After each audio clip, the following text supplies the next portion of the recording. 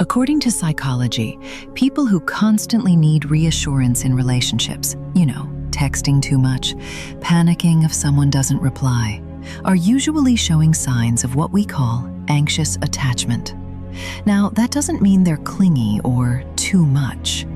It's actually the brain's way of protecting itself from the fear of abandonment. What happens is the amygdala, basically the brain's fear detector, is always on guard, scanning for any little sign of rejection. So if closeness feels shaky, stress hormones like cortisol shoot up, and the calming effects of oxytocin fade too quickly. That's why it feels like an emotional roller coaster. Relief when you feel secure, panic when you sense distance. Most of the time, this goes back to childhood. Imagine a parent who's warm and loving sometimes, but distant or distracted other times. That inconsistency teaches the brain love isn't stable. It could disappear. And as adults, people carry that same worry into their relationships.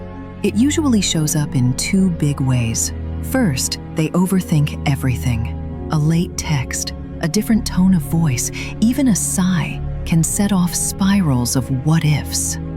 Second, they hold on too tightly, apologizing too much, giving more love than they receive, just to make sure the bond doesn't break.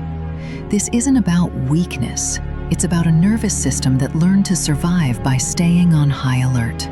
People with anxious attachment love deeply, but they also live with the fear of losing that love. The good news is, healing starts when you learn to calm that inner alarm and trust that love doesn't vanish the moment it isn't being proven.